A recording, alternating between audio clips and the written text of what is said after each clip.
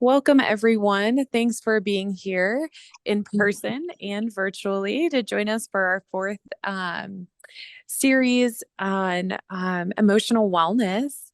So today we are going to be learning about cognition and Parkinson's, and we have Dr. Heather Sneed here to start us off. And then Kristen is a speech therapist that's going to be sharing a few insights for the last half hour of our time together. So welcome, Dr. Sneed. Thank you for being here. And I'll go ahead and turn it over to you. Okay. Well, what all of you have seen already today is a good example of cognitive function in use with our problem solving skills, our ability to shift our focus, try something different. Uh-oh, I'm hearing something out here. That's okay. As long as everyone can hear me, we're not going to worry. So I'm filling in for my wonderful colleague, Dr. Mimi Castelo, who works with me at the Rocky Mountain Movement Disorder Center with Dr. Kumar. I'm a neuropsychologist, which means essentially I'm very involved in the workup of various conditions like Parkinson's disease, Alzheimer's disease, and it runs the gamut. I'm also on the functional neurosurgery team at Swedish. So I do some of the workup for DBS, for movement disorders, including Parkinson's, essential tremor. And then I'm also part of the cognitive workup and neuropsychiatric workup for pre-surgical epilepsy. So that's kind of my background. So I do a lot every day with assessing and measuring cognitive function for a variety of reasons.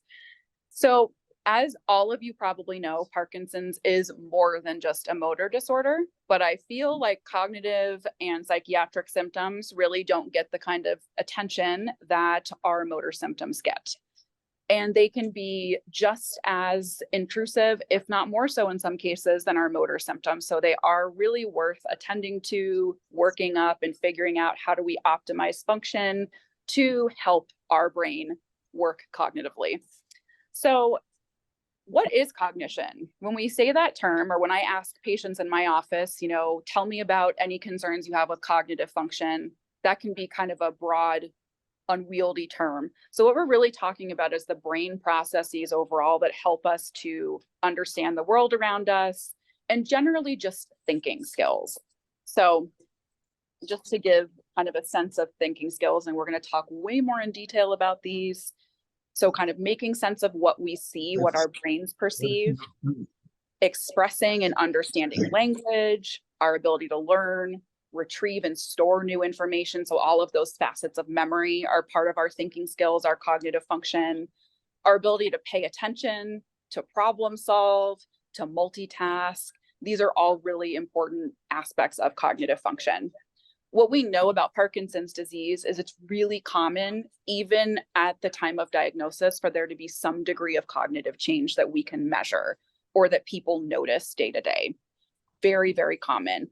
Even at the time of diagnosis, an estimated 25 to 50% of people will have cognitive problems that we can measure and are consistent with a diagnosis of mild cognitive impairment. I'll describe what that is because that's not always a term that people have heard of. So if we think of cognitive function on a spectrum, and we've got normal cognitive function for age on one side, and all the way on the other side, we have dementia. Normal function for age means that essentially as we get older, we expect for there to be, is there like a way to, this is tasking my multitasking system, trying to think and hearing this.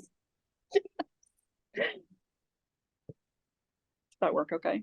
I think so. Thank you. Okay. So that was a perfect example of how my multitasking and divided attention just got right offline there. So we know that this is common for there to be some cognitive change as we age. Usually what happens is we are less efficient as we get older, and that can affect how easily we can learn new information, how quickly we can retrieve the right word we want to say, those kind of things. Mild cognitive impairment is when there is greater change than is explained by just the normal aging process. Dementia is where we've got cognitive problems that have progressed to the point where they're impacting our day-to-day function. So we are having trouble with things like driving. We are having problems with keeping track of medications, etc. So mild cognitive impairment, very, very common, even at the point of diagnosis with Parkinson's disease.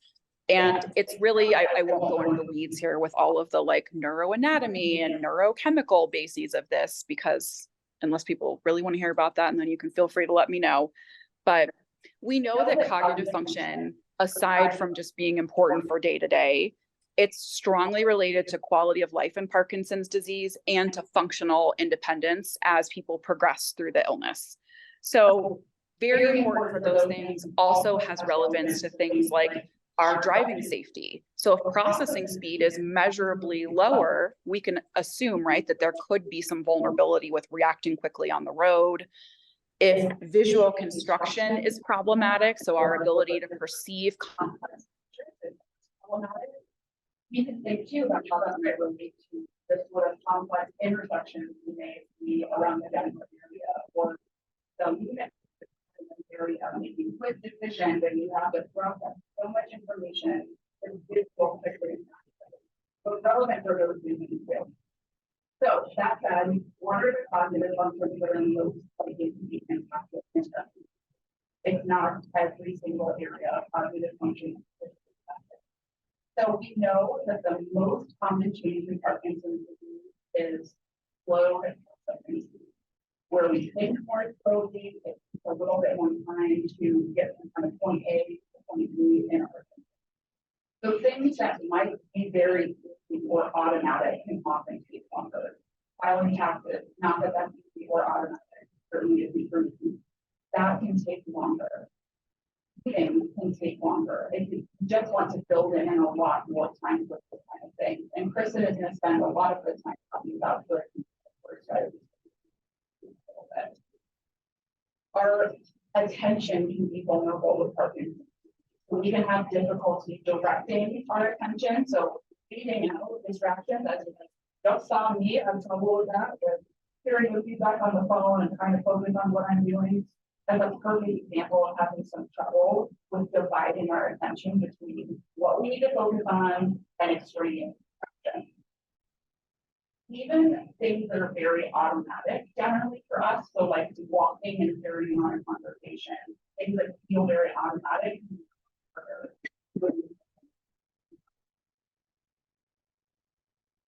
You can have some difficulty with planning steps ahead. The example I always like to give is, let's say you're coming here today and you haven't been here before, figuring out what time do I need to leave my house to allot for the amount of time here. What is the traffic likely to be like?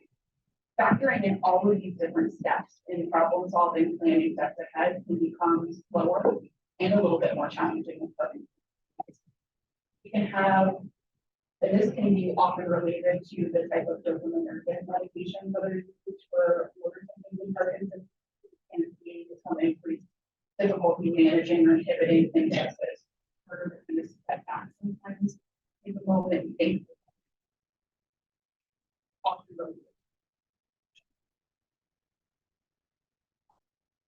so time management is a great example of an executive difficulty.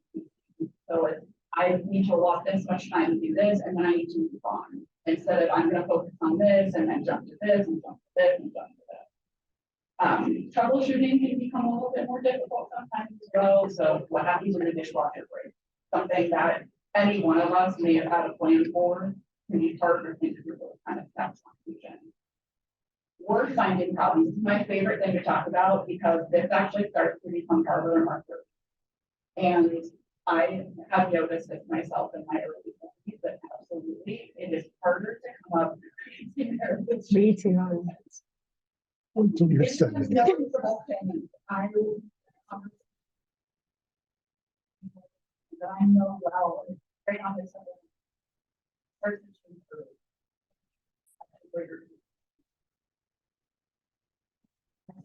What quickly we talk, quickly we can come up with what we want to say and how to convey it. Some people prefer to have a friend, a spouse, a partner, whoever it is, jump in and just fill in that word that they're missing. And some people really prefer like their caregivers, friends of individuals that are having more finding trouble to understand what feels like.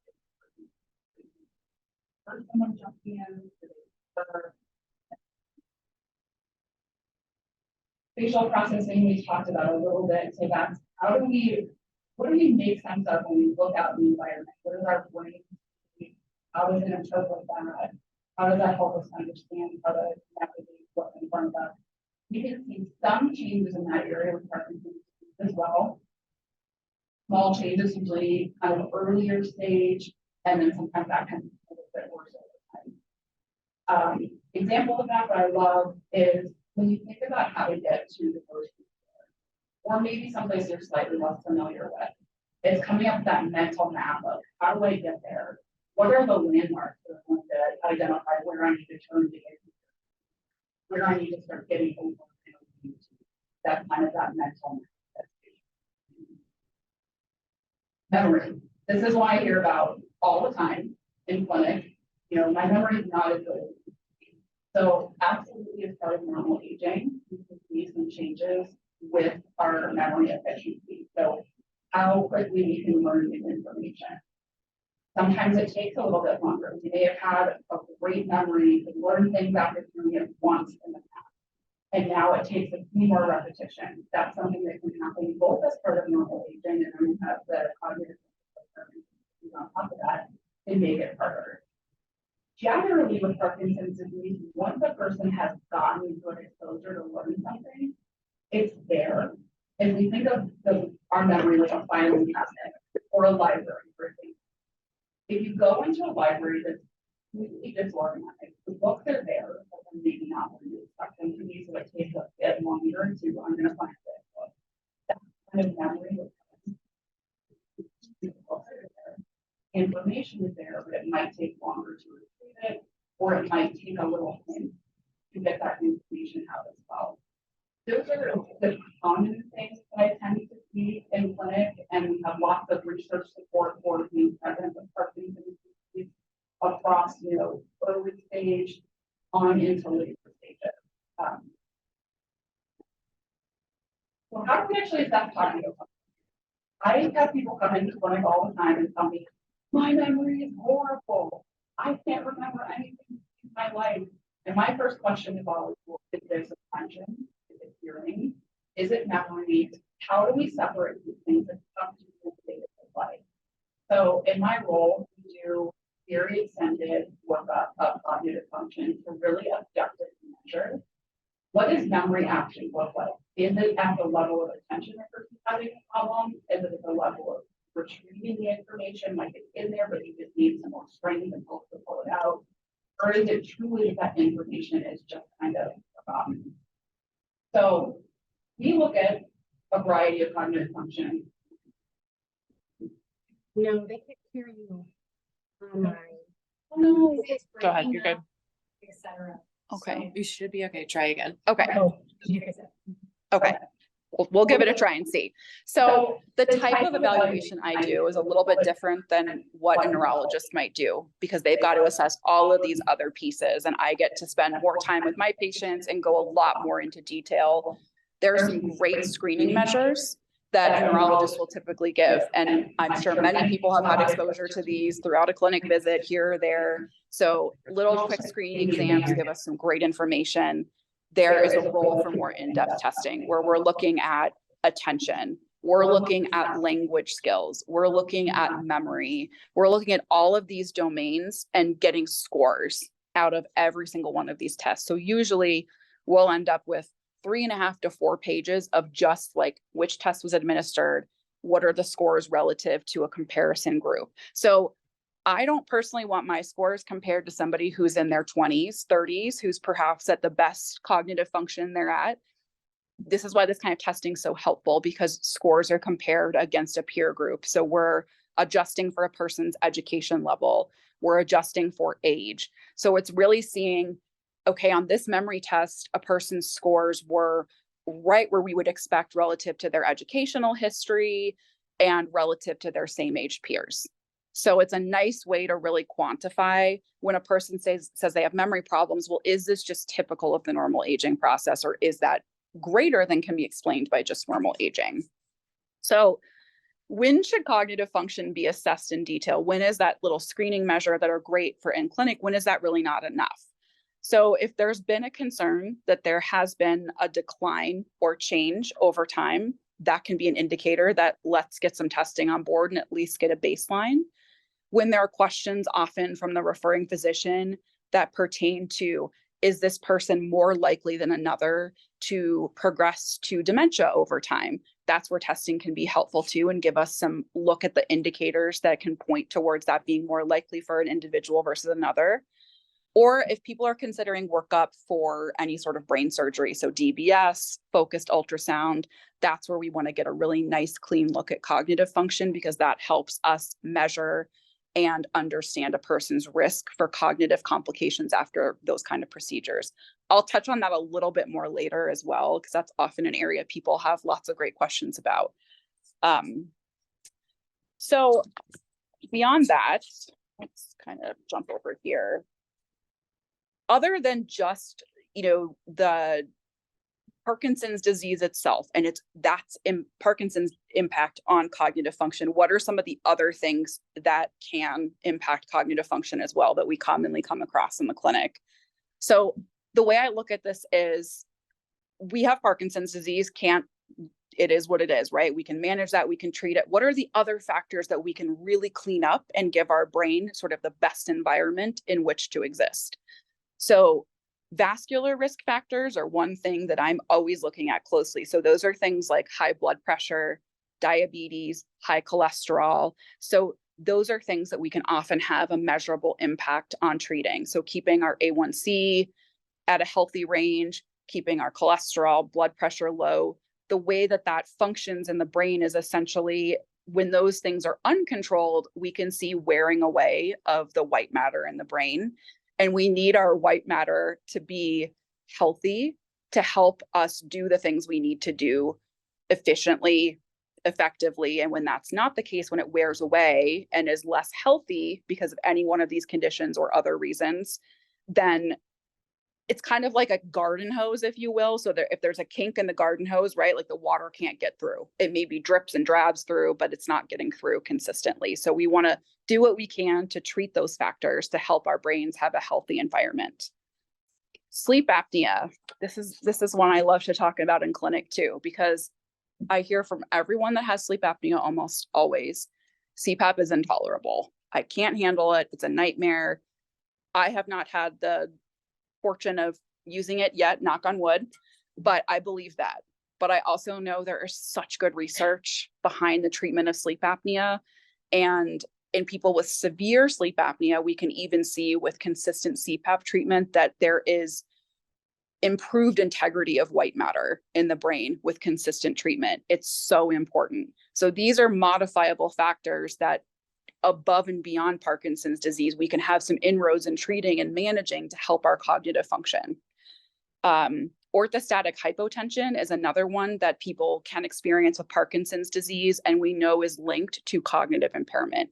So getting that under control is part of your neurologist's job to try and manage that the best we can. Again, another area where we can make some inroads to improve cognitive function. Metabolic problems. This is something usually neurologists are screening for right off the bat. Vitamin B deficiency absolutely has a negative impact on cognitive function. When our thyroid is not functioning optimally, that has a significant impact too. And these are things that with medication, supplementation, we can actually treat and see notable improvement in. Sleep and mood.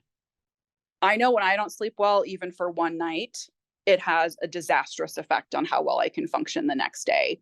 There's a lot of good research on insufficient sleep, whether that's profound insomnia or even sleep restriction. So like 6 to 7 hours of sleep a night, and that can have a negative impact that we can measure on cognitive testing. So trying to do the best we can to manage sleep and make sure we're getting adequate sleep.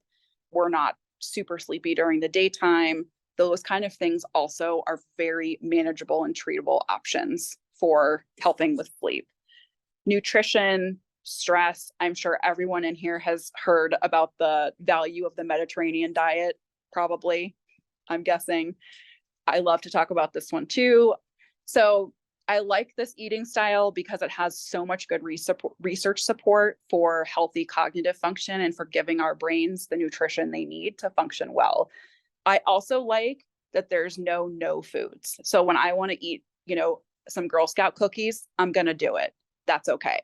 It's not a no food. It's a let's get more veggies, fruits, whole grains, healthy fish on board, and still enjoy your life and eat the things you like, but just in moderation. Great research there for that diet. Also for the DASH type diet. So where you're really kind of looking at lowering salt intake, things like that. Lots of good research support. Exercise. This is something I'm sure every person in this room and online has had hammered home over and over again. Exercise has profound benefits on functionality in Parkinson's disease. It's really quite impressive. There's even some studies with Alzheimer's disease where parts of the brain, like the hippocampus, that are very involved in memory, with consistent exercise, we can see that some of that shrinkage of the hippocampus can be reversed to some degree. Where there's some debate here is how much exercise is needed, what type of exercise, how intense. I tend to recommend the American Heart Association guidelines. That's what they use in the Framingham Heart Study that has a lot of good research support for just our cardiovascular health. So 150 minutes of moderate exercise. I like to tell people this is, you're on a walk. You should not be out of breath, like panting for air, but neither should you be able to talk quite as much, like easily as we might talk if we were sitting across from each other. What kind of exercise? What do you like to do? Because that's the type of exercise you're going to be more likely to do. There's good research on strength training and cardiovascular exercise, but ultimately some exercise is better than no exercise. So I like to hike. I hate to run. No one's going to make me run, but I will get out for a hike. So what you like to do is what you're more likely to do. We'll come back to DBS a little bit later, but let's spend a little bit of time on medications. This is a question I often get to. So these are not just medications that are for treatment of motor symptoms in Parkinson's disease, but let's go beyond that to some of the other medications and how they have either a positive or negative effect on cognitive function. So what we know about our typical PD medications, so whether it's levodopa or selegiline, those kind of things don't seem, at least in the research we have so far, to have an effect on cognitive change over time in Parkinson's disease. They can be very helpful for the motor symptoms, but we don't have a lot of research to suggest that they change the trajectory of cognitive change, but absolutely can have good benefits for motor function. What we do know, and you guys may have heard this as well, is that medications that are in a class called anticholinergics can have an effect on cognitive function that's not great. So these are medications that are often in like over-the-counter sleep drugs. So like NyQuil, for example, has histamine in it. Those kind of things do have a negative effect on cognitive function. So when I'm seeing patients, for example, I'll look through their medication list, including over the counters, just to see which are the items that might be affecting cognitive function. So some medications that are prescribed, like amantadine, can have a negative effect on cognitive function. There are some bladder spasmodics that can have some effects on cognitive function. In general, your neurologist or GP, whoever's prescribing, is going to look at that and get a sense of how the benefits of those medications may or may not outweigh the risks. We know that the more of those medications you have on board, the more likely they are to cause a negative impact on cognitive function. It is not a bad idea, and I often encourage people to just do a med review every year where you're really assessing, what is this medication for? Do I still need it? Is this the right dose for me? Does this have any negative effects that I need to be aware of? And ask your primary physician and your neurologist about that for each medication. I don't think that's ever a bad idea to do yearly, to just touch base with that and make sure that there aren't some things that we can modify or treat that could be interfering with cognitive function. Sleep medications. This is another one. I see lots of folks that are on what are called the Z drugs for sleep. So our Ambien, our Lunesta, can have a negative impact on cognitive function. Same thing with our benzodiazepines like Ativan, that kind of stuff can also have a negative effect on cognitive function. And there are some really good alternatives for managing sleep that have a lesser impact. There's also cognitive behavioral therapy for insomnia that has shown equal benefit to medication management for insomnia. That is great. We've got some wonderful providers around town. It's intended to be essentially a short course of targeted treatment where you are learning and relearning some of these skills to reverse some of these sleep problems in a way that doesn't require medication. It really has great research support behind it. I'm very impressed with it. Medications that actually target cognitive function that are used in Parkinson's disease. So right now, we don't have any medications on board that are currently FDA approved for cognitive function in Parkinson's disease at the stage of normal cognitive function or mild cognitive impairment. This is a huge area of interest with clinical research. In fact, this is something that we're involved in with clinical trials at Rocky Mountain Movement Disorder Center. The thinking being, the earlier we intervene, do we actually see slowed progression of disease? Do we see improvement in functional ability? Do we see stability or slowed progression of cognitive change? So this is a really exciting area. Part of the reason why myself and Dr. Castelo were really eager to be part of Rocky Mountain Movement Disorder Center is because of the type of research that's going on there that gives at least me a little bit more hope that we can make some inroads with some of these areas that have just not seen a lot of change or attention from a research perspective in Parkinson's disease. So cognitive function in particular is really sort of emerging as a newer area to give us a little bit more hope for helping with some of that cognitive change. So the medications that are currently on the market and approved by the FDA for helping with cognitive symptoms in Parkinson's disease are intended for the stage of Parkinson's disease dementia. So those, and you guys may have heard about these too at some point mentioned. So the biggest one that has some really nice evidence behind it for helping with cognitive function, slowing progression of cognitive change, and thus slowing also change in functional ability is rivastigmine. So there is a lot of good research there to suggest that that makes a difference. There's an oral version of it and a patch. There is some research that seems to suggest that the oral version might be a little bit more helpful, but I am not a prescriber, so you should ask your prescribers about that if that is down the road at some point relevant. So the way that they've shown that this is efficacious in trials, so we have seen statistically significant and clinically significant, which means we can measure it, it's statistically significant, and people notice a difference too. We can measure it and say, okay, scores are better on these domains, whether it's related to activities of daily living or it's related to performance on cognitive testing. So we can see verbal fluency gets a little bit better. We can see attention, visuospatial functions get a little bit better with this medication over and above placebo, or even over and above things like Aricept or donepezil or memantine.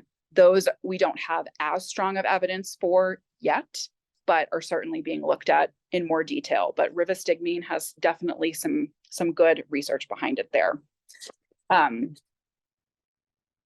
We talked, so clinical trials, I kind of mentioned a little bit, and I actually did leave. There's a couple of little flyers there if people are interested in knowing a little bit more about what kind of clinical research is going on at our clinic. You can absolutely take one of those flyers, and our research team is fantastic.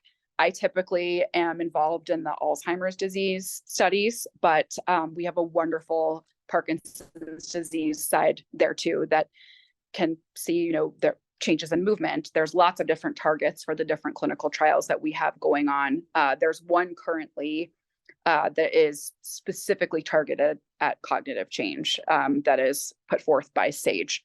So certainly you guys can sign up if you want to hear more information about that.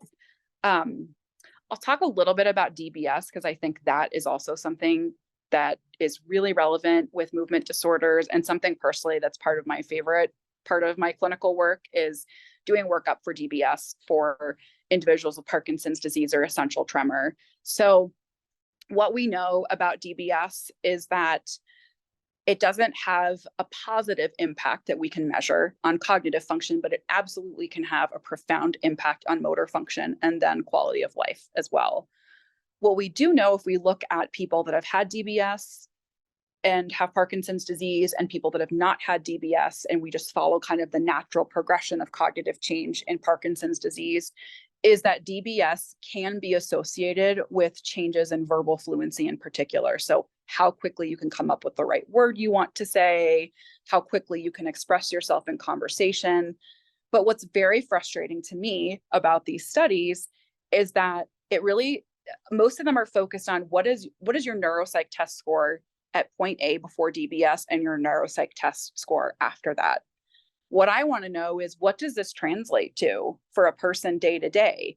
Do you notice a change if you've had DBS? Is it profound? Is it mild?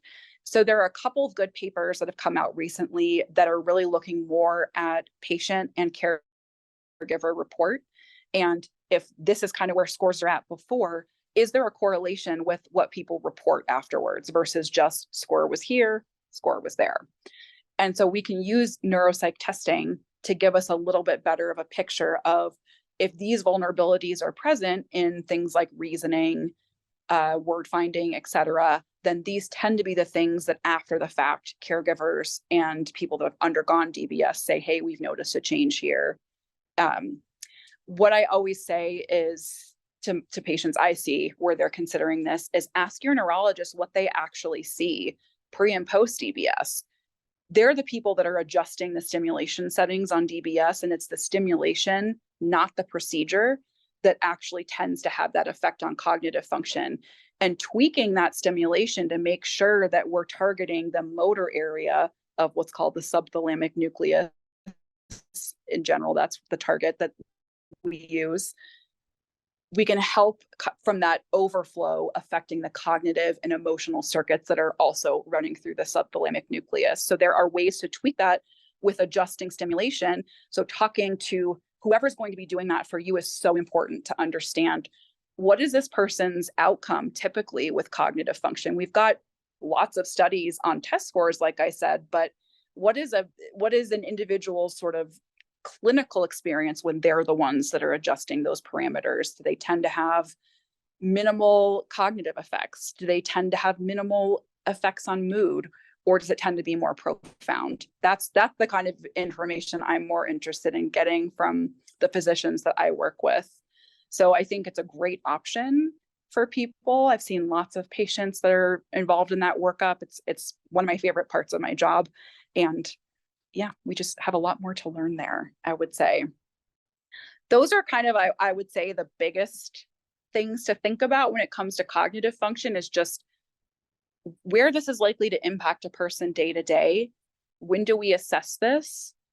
What might we see on cognitive testing? And what are the things aside from Parkinson's disease that we can make some inroads with managing? So again, I am a big proponent of lots of changes in lifestyle factors to give our brains really that like healthy, optimal environment in which to function. And I think there's a lot of good research support there. I'm not sure where we're at time-wise. Questions? Yeah, feel free. Is there any studies being done on CBD gummies without THC, et cetera? Yes. So the question that was just asked was, is there any research on CBD or THC gummies? So I don't know of any studies that are specific to Parkinson's disease, but I know in general we can talk about the impact of marijuana, THC, on cognitive function. And generally, it has a negative impact on attention, and it has a negative effect on our executive functions. So I think, and Dr. Kumar that I work with, Dr. Castelo that I work with, try to strongly advise people not to use those with the THC anyways, because it does tend to have a measurable and negative impact on cognitive function. How about those without THC and sleep? I don't know. So I don't know what the research is. Oh, yes, sorry. So the question was, what about if they are without THC and they're just CBD? I think that there is still the possibility for some negative impact on cognitive function. I always wonder too, how can we be positive there's no THC in some of these? So that's something I worry about. Do we know really confidently that it's CBD only, not THC? I have patients that I see that absolutely feel like these things make an impact on sleep. But again, I tend to think, let's take everything off the table that could potentially affect cognitive function in favor of options that are likely to promote cognitive function. So I'm kind of a let's not on those based on the research, but with the knowledge that not getting good sleep is bad too. Yeah. Yes. You mentioned about the PBS. Mm-hmm. Mm-hmm. Say there's change. Yes. So negative or positive. So it's generally with DB. Okay, let me repeat the question. So the question was, is the change on cognitive function with DBS typically a positive change on cognitive function or a negative change? So generally DBS does not have a positive effect on cognitive function. It either doesn't seem to affect it much, or we see a decline on test scores of verbal fluency and test scores sometimes to some degree of verbal memory as well. It's mixed with other domains. And again, I think we can see that change on test scores. It's very easy to measure. And I don't doubt that research. My question is always, what does this translate to in a person's day-to-day life? I think the research there is we need more research there, essentially, to say what this actually feels like for a person. Did I answer your question? Okay. Are there any other questions? I just wanted to add to, so there is a good study at University of Colorado that is in the process of being published on CBD and sleep. So I think we'll have a little more info now, but it's exactly as you're saying, the quality and the source, and the CBD is there's 100 different cannabinoids.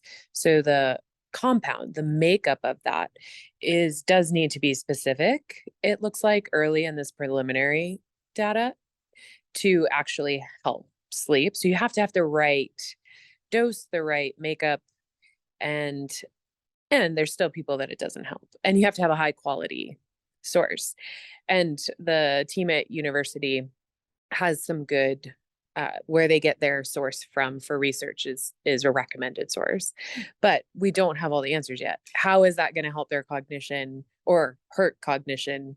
After, I don't think we know yet. So. Yeah, I don't think we know that either. I think with the changes that are fairly recent, at least in Colorado, since it's been legalized, we're struggling to catch up from a research perspective of lots more people are using THC CBD, and the research world is kind of behind the curve and catching up. How does this work? We know for epilepsy, there is an approved Epidiolex that has THC in it, I believe. And that does have a positive impact, doesn't have a negative impact on cognitive function. It can help with epilepsy, but we don't know. I think that's probably what that paper will speak to is, do we have anything that is helpful in Parkinson's disease that is FDA approved like Epidiolex is? Yeah. And I was going to say, we don't get to talk about sleep during this series. And I'm so glad that you mentioned sleep. It is such a hot topic and so impactful on cognition. I don't know if you want to share some best practice tips. Yes. And I can send you, I have a little handout of sleep hygiene strategies that I love. And I just give them to lots of patients. They seem so simplistic on the face of it, but they really are kind of best practices and how do we prepare ourselves for sleep. So things like having a routine bedtime and a routine wake up time. That can be hard. I struggle from sleep problems personally. It is really hard when I have had trouble getting up or trouble going to bed to make myself get up at the same time every day when I just want to sleep if I can. It does make a difference. So making sure that the bedroom is only used for sleep and sex, no TV is optimal, quiet activity before bed. So limiting screen time, limiting activating kind of activities, not exercising generally within about 3 hours of going to sleep is helpful because we want to make sure that you have time to kind of decompress, calm, let our parasympathetic nervous system really engage so we can relax and sleep. Having a good bedtime routine. So that's something I try to stick to also, which is, get ready for bed, lights are dim before I'm even in bed. And then I might read for a little bit, usually try not to read for longer than 15 or 20 minutes, because then sometimes I can get into my book too much and then it makes me stay awake. So making sure that you're not activating essentially is really important. Even though people tell me all the time, and I've experienced it myself, that alcohol can sometimes help them fall asleep, what we know is it does actually disrupt sleep. So trying to limit alcohol and make sure you're not having it before, especially like right before you go to bed, that's really important too. Meditative practices can really help. And again, I can't say enough about cognitive behavioral therapy for insomnia. It is so important that we get good sleep, because that helps our brain really like clear out and be more healthful. It helps us function better. But I think CBT for insomnia is the trick versus like the medications that are kind of a temporary patch or fix. And I'm happy to send you guys a link also for some of the great providers in this area that do offer cognitive behavioral therapy for insomnia. I can't say enough good things about it. I'm trying to think if there's anything else about sleep. Oh, yes, go ahead. Some of the safer medications, and maybe what are some of the ones we really need to stay away from? Yeah. So with the caveat that I'm not a physician, and so I don't prescribe medication, so you should always ask your physician about this. I think that the Ambien, Lunesta, the medications that are kind of intended for short-term management of anxiety, our benzodiazepines, tend to have a profoundly negative impact on cognitive function. Even our over-the-counters like Benadryl, people will sometimes use. Yes, Benadryl is a big one. And oftentimes I don't even have people tell me about it because it's just over the counter. And how many of us just go into the store and just, I'm going to grab this Tylenol, I'm going to grab this. We don't think twice about it because it's over the counter, it's safe, right? But we know that those histamines, so our antihistamines like Benadryl, they're present in NyQuil, in, I forget what some of the other like over the counters are, but basically any of our over the counter medications are likely either melatonin or they are antihistamines. So I would say stay away from the antihistamines. There is definitely some conflicting evidence, in my opinion, about the safety of melatonin that I think, again, I don't prescribe, I don't recommend these kind of things. So I would talk to your doctor about whether or not that's safe and at what dose is it reasonably safe for a person. The medications, and again, I don't prescribe, I'm just going off the literature here. Trazodone tends to be a bit of a safer option for helping with sleep. Trying to think of some of the other ones that I've seen prescribed, but I would say that's kind of one of the more common ones that I would just ask your neurologist if you're having trouble with sleep. First, I would try cognitive behavioral therapy for insomnia if I haven't pushed that enough. Secondly, I would ask your neurologist, what are cognitively safe medications? I'm really struggling with sleep, and I would take that route. One other resource I am happy to send. So a colleague of mine is a sleep specialist in Australia, and she's wonderful. She has a wonderful training. She recommends a website for anyone that has sleep apnea and is really struggling with CPAP compliance. I'm happy to send this link. It's a troubleshooting platform. I think that's often something that gets overlooked. People are told, you have sleep apnea, use the CPAP, go on your way, and good luck with that. It doesn't work like that. The rare patient that comes into my office that has transitioned to CPAP, no problem, hasn't had issues. This is a lovely website that really helps to troubleshoot some of these things and provide a community for people that are like, this is problematic. How have you fixed this? What have you worked on? Is this mask different? How is it different? That I think is just missing from the general dialogue in workup of sleep apnea and management of it. I think sleep's a big thing, obviously. What other questions can I answer?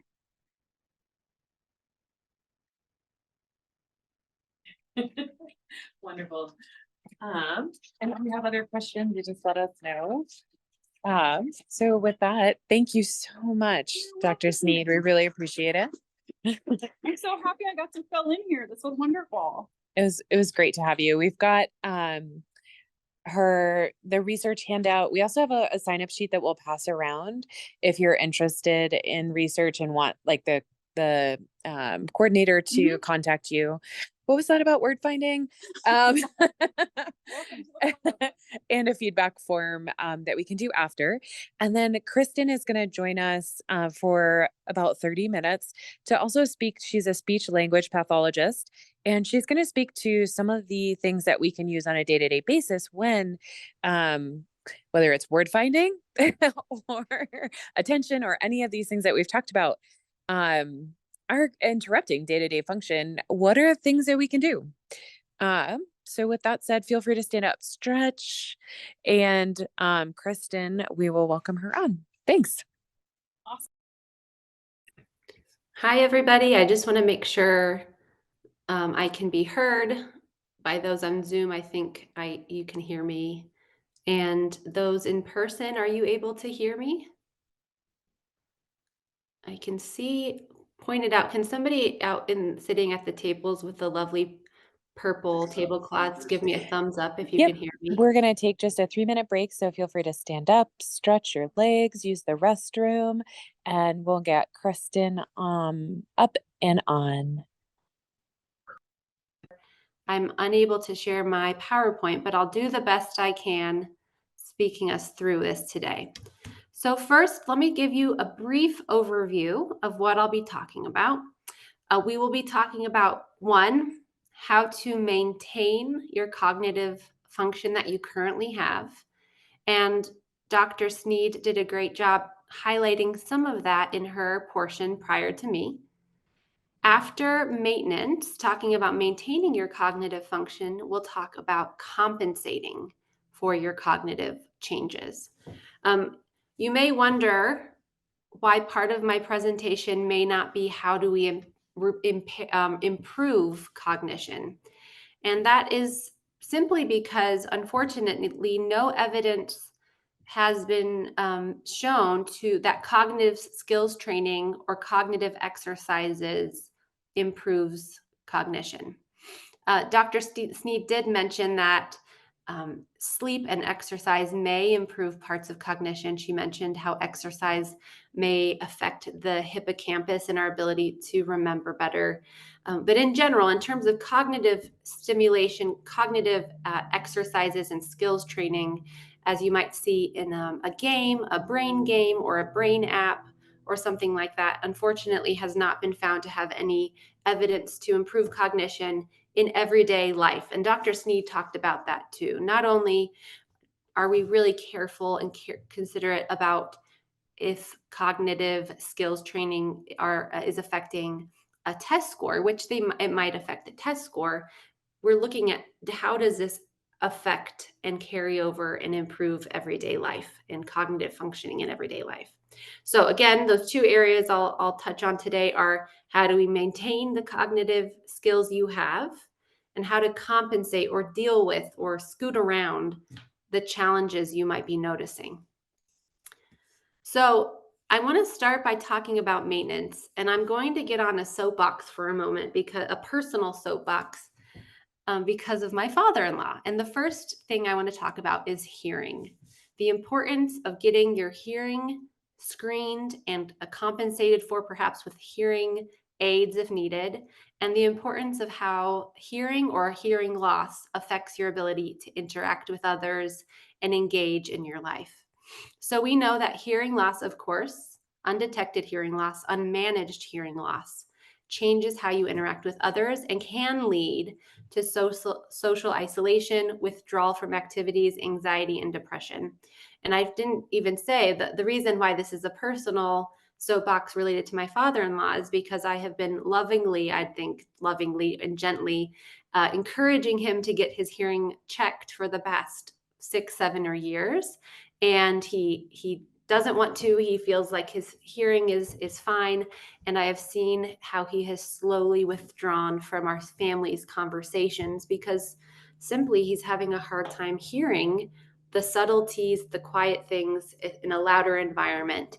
And so one simple strategy you can have in your toolbox when maintaining your cognitive skills and your just overall engagement in life is making sure your hearing is strong and that you're compensating for any hearing loss. And I just found out, I don't know if any of you know, but Costco offers free hearing screenings. There is an online hearing screening, apparently. I thought that was very cool. And in-person hearing exams that are free, actually both eye and hearing, vision and hearing screenings through Costco. And you don't even need a membership. So I thought that was pretty cool. And we also know that hearing aids are now sold over the counter and are becoming more reasonable in price. And so hopefully having adequate hearing is becoming more within most people's reach. So that's one for maintaining your cognitive functioning, maintaining your ability to engage in your environment, in your world, is hearing. Number two, Dr. Sneed already talked about this, but exercise. We know that exercise helps maintain healthy cognition and apparently even improves parts of the brain like the hippocampus. We know that when we exercise, we get more oxygenation and gas exchange in our brains.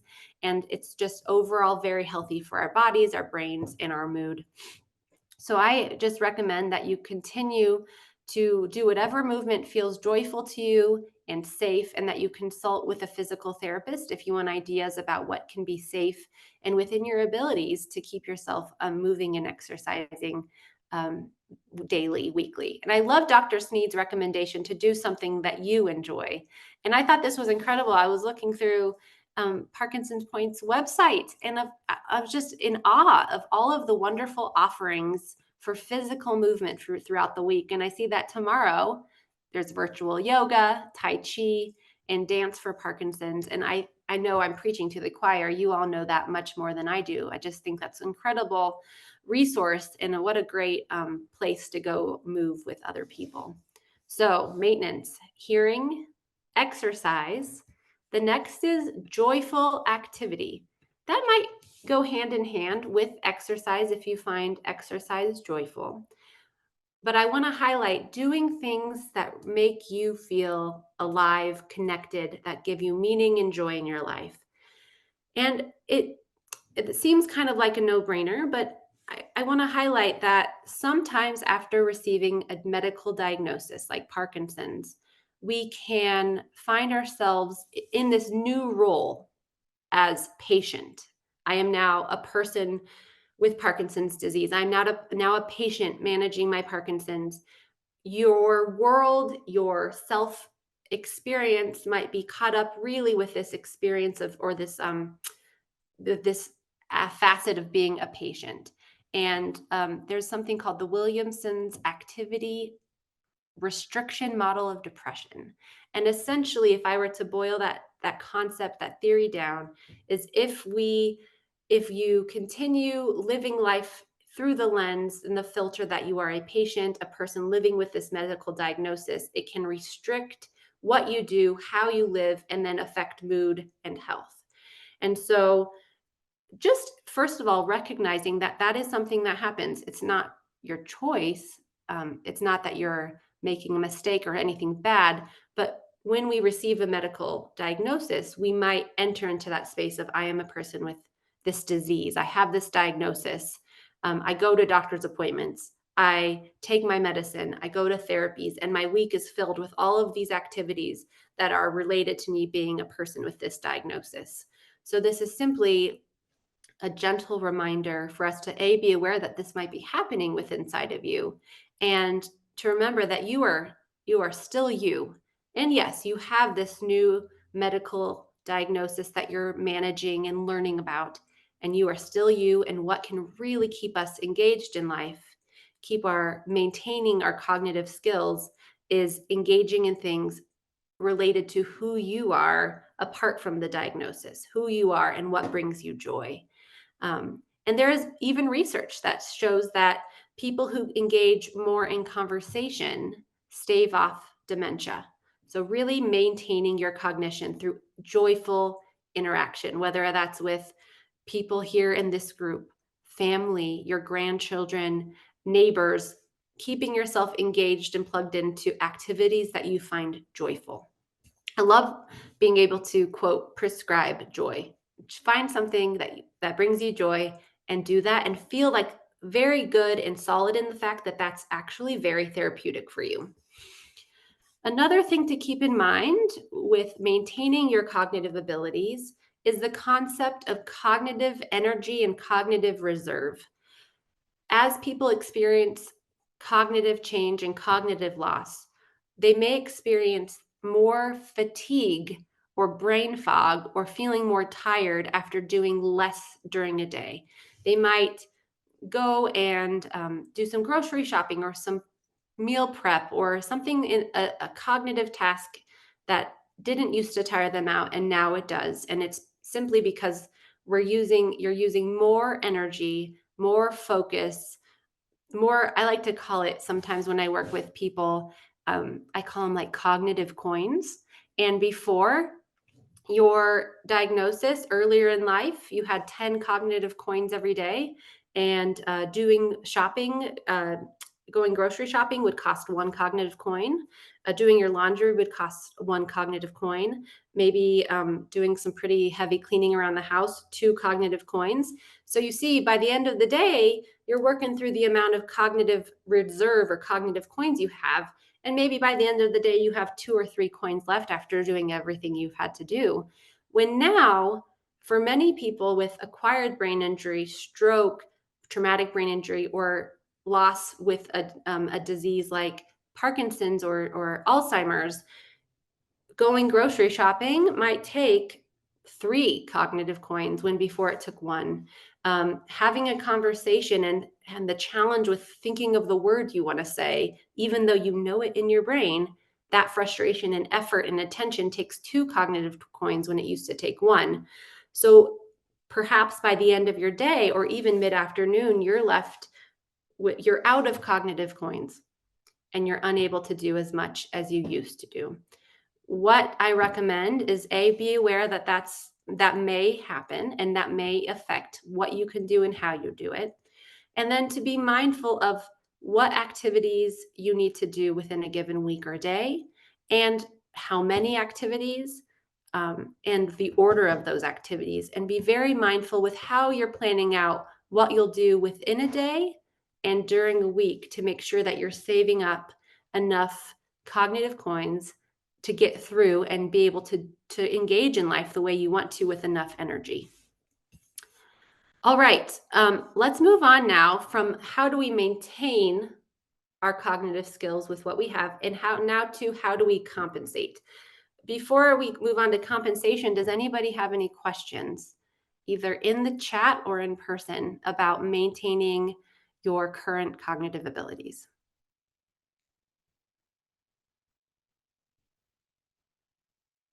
Okay. Well, and then if you ever have a question pop up, please just feel free to ask as we're chatting, and I'll leave some time at the end for questions as well. So, compensation for cognitive changes. Dr. Sneed did an incredible job talking about all of the different parts of cognition. She mentioned attention, remembering, memory, our executive functioning, or thinking critically through problem solving, being flexible with our problem solving abilities. And she also mentioned communication. So I'm going to give some simple strategies to deal with changes in all of those cognitive domains. At the very end, my recommendation will be, if you notice a very specific activity or task or thing that is specific to your life that you're experiencing because of cognitive change, I recommend seeking out working with a speech pathologist who can help customize these compensation strategies to you and exactly what you're experiencing in life. So, compensatory strategies for attention. This one was not fun for me to learn, but I learned that the concept of multitasking is a myth in general. There are going to be things that inherently require us doing more than one thing at once, such as driving.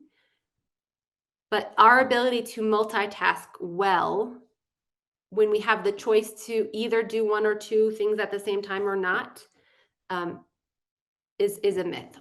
In general, our ability to do more than one thing at a time results in either or both inaccurate completion of tasks or inefficient completion of tasks. And so I remember as a graduate student learning this in the climax of my graduate studies when I felt like I had to do more than one thing at once to maximize my efficiency as a student. And I learned, well, darn, I'm actually going to be more efficient and more accurate if I just do one thing at a time, rather than study for this test while also, trying to, oh my good, who knows what I was trying to do all at the same time back then. Manage a load of laundry while reading this chapter, but also writing a few notes. That was inefficient and probably going to not lead to the best learning or memory for me. Instead, really focus on, if I'm going to do laundry, I'm going to do laundry. I'm going to focus on that and see it through. If I'm going to clean the kitchen, I'm not going to unload the dishwasher while listening to this podcast, while also trying to sweep up crumbs here or there. I'm just going to focus on cleaning or doing the emptying the dishwasher, one thing at a time. So when at all possible, if it is possible, try to do one thing at a time. Another thing to compensate for challenges with attention, if you feel like you just can't focus the way you used to, is to eliminate distractions or reduce distractions in your environment. That might be when you are having a conversation with a friend at your home, you turn off the TV and get rid of that background noise so your brain does not have to process through as much stimulation. Or perhaps even eliminating visual distraction in your home, keeping your counters clear, keeping clutter minimal so that you're both visually and auditorily less stimulated to maximize the attention you do have. So that's attention. Let's move on to memory. I'm sure as you're hearing me describe some of these strategies, you're thinking, well, yeah, that really makes sense to me. I've actually done that before, or yeah, that's pretty intuitive. And if you're thinking that, you're absolutely right. These strategies I'm going over for compensation really are common sense, but sometimes require just a reminder of what can help. And also giving us permission to know that time does not need to be spent on trying to fix or improve cognition when we know that that hasn't been helpful to carry over into everyday life. And instead of focusing efforts on fixing or improving cognitive loss, to focus on how can I enjoy life with what I have, maintain the skills I do have, and compensate so that I'm not so frustrated with my changes in cognition. So now memory. Again, these are very intuitive. I'm sure you've used a lot of them in everyday life, your whole life. So if you're having trouble remembering information, first of all, it's really helpful to cater your strategy to the specific thing you're forgetting. So if you're having trouble remembering if you took your medicine this morning, using a pill organizer. Very common sense. I do it. It's helpful for me to glance in my pill box to see if I took my meds or not. It's just a very simple recommendation. Depending on how comfortable you are with technology, there are a lot of great apps for medication reminders, or even that store the names, dosage, and timing and frequency of your medications so that when you go to a doctor's appointment, you can just pull up that app or pull out that notebook and you have all of that information right there. So again, as I mentioned, catering the specific strategy to the specific thing you're forgetting. So another strategy I recommend that you may already do is use alarms or timers. If you need to remember to take your clothes out of the washer to put them in the dryer, setting yourself a timer for 1 hour from now, or an alarm titled in your phone, laundry, or move clothes to dryer. Writing it down, taking our internal memory system that may be struggling and making it as external as possible. That might be using a planner, a calendar, or a smartphone. You might journal to help you remember the events of your life, specifics of an appointment you had with a doctor. You might use Post-it notes around your house to help you remember certain things. I often recommend to clients that if they're having a hard time remembering to bring a certain item when they leave their house, like their cane, they put a Post-it note by the door to their garage or whatever door they leave out of with the items they need before they leave. Keys, wallet, cane, and just so you can have that visual checklist. And then finally, for memory compensation, routines. It's something I'm sure we've all felt in our life throughout the years, the benefit of having a routine in our day. When we make our daily activities more automatic and more routinized, it takes less mental effort to go through the routine, to complete the tasks. And it taxes our memory system less. If you have a very strong supported routine that you're very familiar with, you're less likely to make mistakes and forget to do things if you have things ordered the same way every day. So I had a client I worked with who, after a brain injury, often could not remember whether or not he fed his dog in the morning. Thankfully, I guess you could look at it both two ways. I would say thankfully, he often overfed his dog. So thankfully, his dog was not hungry. His dog did get a little chubby though, and I'm sure the dog was just fine with that. But to help this client, in addition to adding an alarm to a specific time every day, we connected feeding the dog to his daily routine, and he did it every day after breakfast. So he would get up, get dressed, brush his teeth, go downstairs, have breakfast, feed the dog, then watch TV. And as he worked through that process, that routine, after a couple of weeks, that it was so automatic that his dog, sadly for the dog, didn't get double helpings of breakfast. But then what he remembered that he had already fed his dog because he did it after breakfast, no question. Okay, those are the very common sense, very intuitive strategies for compensating for memory.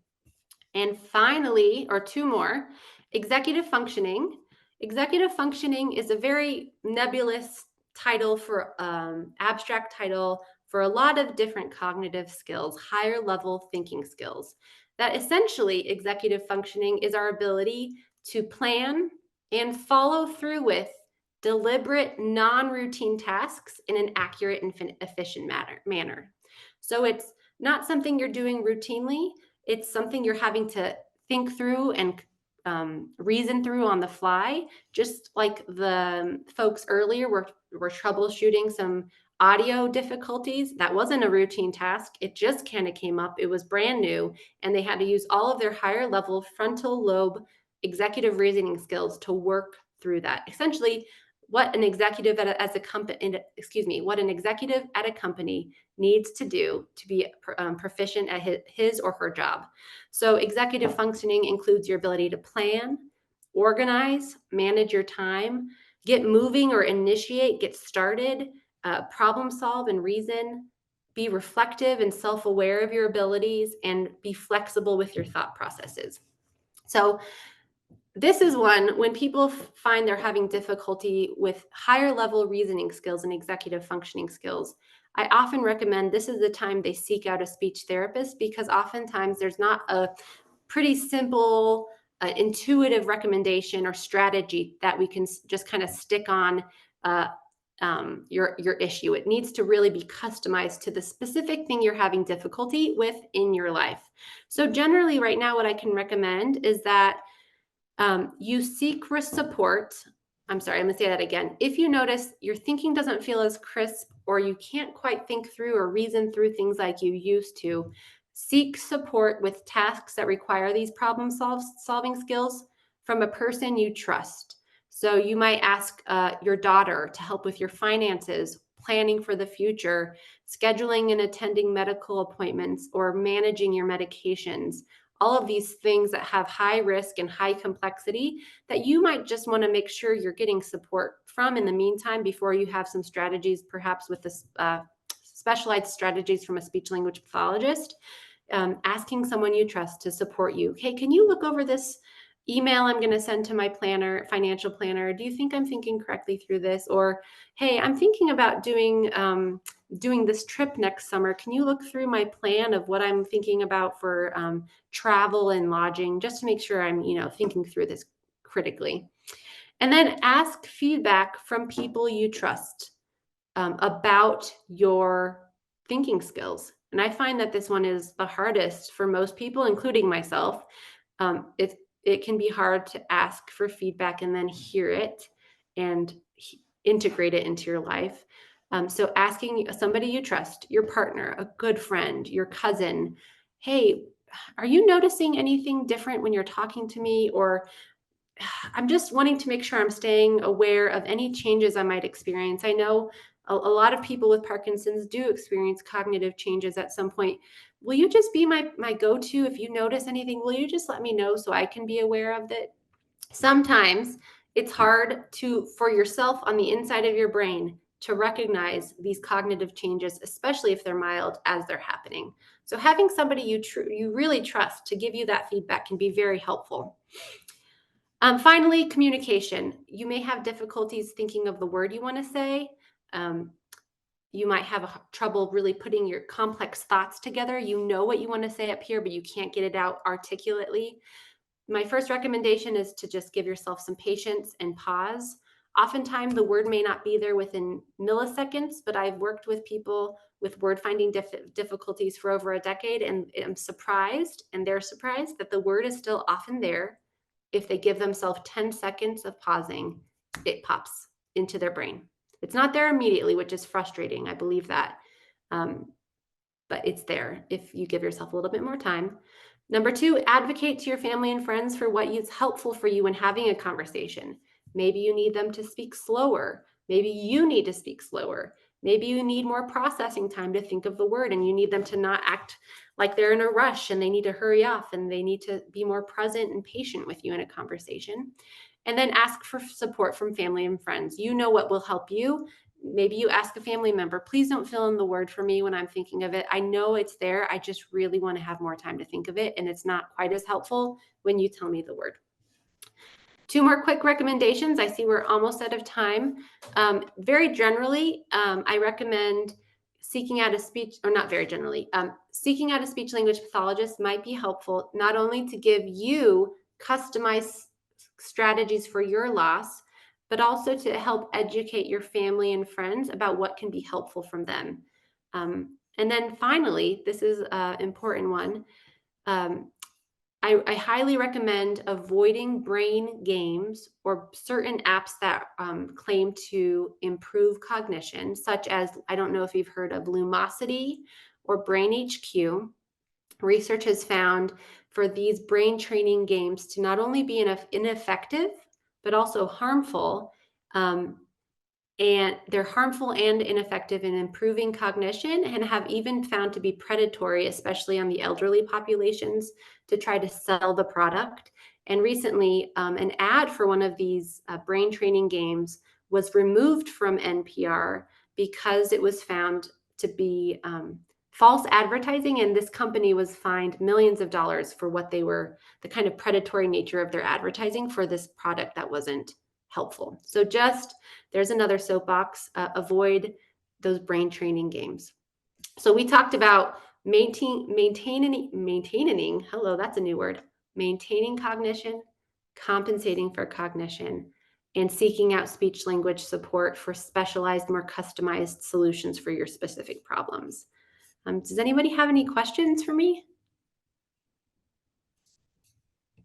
You can type them. Thank you, Kristen. Yeah, you're welcome. My Any pleasure. questions?